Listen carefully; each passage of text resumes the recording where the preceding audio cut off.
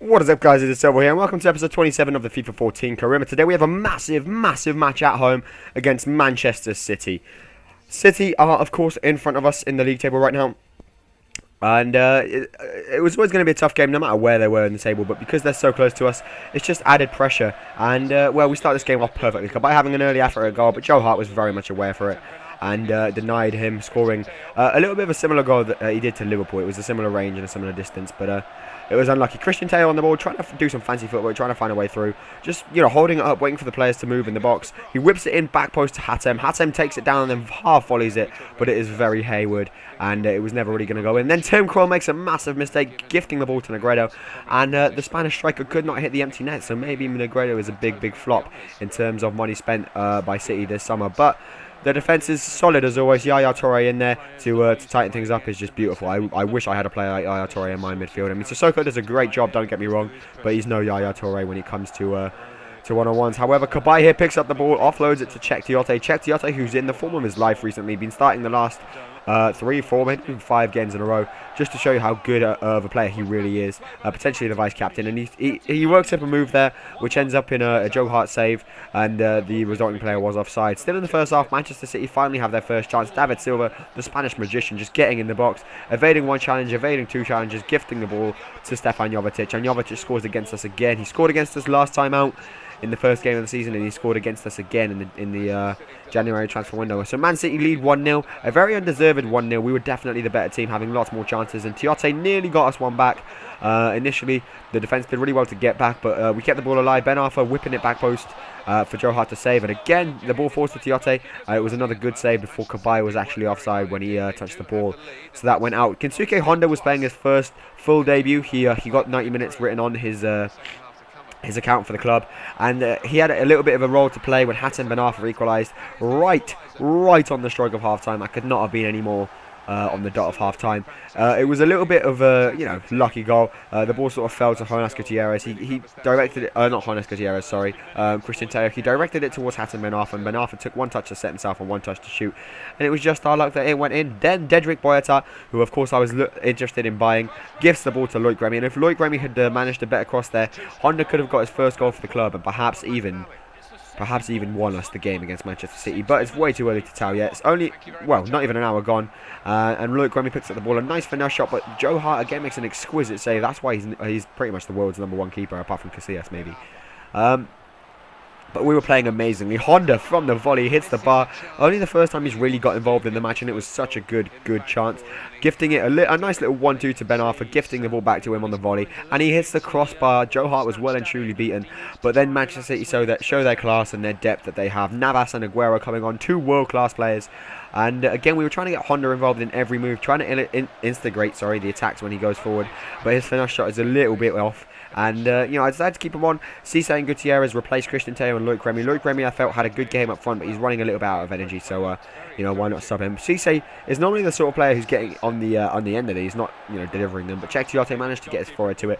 But unfortunately, Joe Hart came up with a big boy save, and again, it's 1-1, but we do not deserve to be drawing. In fact, we deserve to be winning. And a little bit of a mix-up in the Newcastle defence, gives the ball to Jonas Gutierrez, but his shot was well saved by Hart, and nothing came from the corner. As you can see, the home fans were really, getting into the opposition's back, and really, edging our players on, driving them forwards, and making them want to win even more, as if our players didn't want to win already. But then the ball fell to Cisse in the 88th minute. I thought that would have been it, but unfortunately it wasn't. One last chance, Cisse playing the ball through to Kensuke Honda. Honda, the recently bought player, our new arrival, recently come from Russia, from CSK Moscow. He takes a touch, steps inside, and in the last minute of the game he hits the post. The chance falls, but the player was offside, and unfortunately, well, that's how this one's going to end. Yang Mbiwa does actually get injured. He was injured in the build-up to this attack. But Kensuke Honda has been having a whale of a match for a full debut at home. I mean, he did technically got his debut last game against Cardiff City in the FA Cup. But for his full debut at home, it was just an excellent performance from the team. And in particular, Kensuke Honda, he really was unlucky. He could have had at least a goal, maybe even 2 or 3. So there, that's that. But we do win 1-1. Or not, sorry, we do draw 1-1 at full time. I felt Honda deserved the man of the match personally, but apparently Ben Arfa and Christian Taylor shared it out. But whatever. The transfer did go through for Dedrick Boyata. Let's just say 1 point against Manchester City is fine, even if it was at home. We deserve to win. The performance is what matters in that previous game. And now I'm not sure about it. We've got the offer. 25,000 off the wage budget, and for a centre-half like that, he is not worth it. I really don't think he's worth it. I'm going to go ahead and reject this. All the build-up in the January transfer window for a centre-half that we wanted to sign, and then, of course, nothing happens. We don't sign Dedrick Boyata. I don't feel he's the right man for the job, and I did pull out at the last possible minute, but I think it's a good decision that I pulled out. I don't think he's a very good player to sign, based on the performance that, I just saw. I mean, City just played us. So yeah, you guys have been suggesting some players, as always. I want to thank you all. This was one of your suggestions, Vergara. He's a 19-year-old centre-back. I value him at just under $1 million. They want 1.3 for him as maximum offer. I think just under $1 million will do. If we can get this offer through and get him to join the club, that would be an excellent addition to the team. And again, we're still looking for the transfer of Leandro Bacuna. He is actually part of the club, as you can see here. We just accept the offer. $750,000, 9,000 off the wage budget, and we have a new winger, Leandro Bacuna, who could potentially get his debut in the next game. And he is our second winter signing, along with Kensuke Honda. So we really are strengthening the squad, getting ready to make some adjustments, and just getting squad depth where we need it. Okay, that's all I was going for. Sissoko, Kabai, Tiote in the middle, Honda. Of course, we got rid of DeMarcos. Well, we didn't get rid of him. I was thankful to have him. He played a massive role in the first part of the season, but we got rid of him for Kensuke Honda, who is a much better replacement, I think. In my opinion, guys, you just leave a comment. Tell me what you think of Kensuke Honda. I personally think he is quite the lad. He's really good at playing the CAM position, and he's a very good replacement, and maybe even a starter for Johan Kabai. You never even know. If we can get Kabai and Honda in the two midfield roles, that would be great. That would be lovely. But it's all down to to how they perform, really. Like I said, I go on a form basis. If you play well in one match, you're probably going to be in the game for the next match. If you play badly, you're going to be dropped. That's how it works over in Newcastle. But anyway, guys, it is coming towards the end of the episode. I hope you have enjoyed it. We get an international offer from Korea Republic.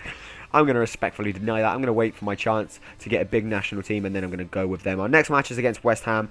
In the bottom right there, you can see the table.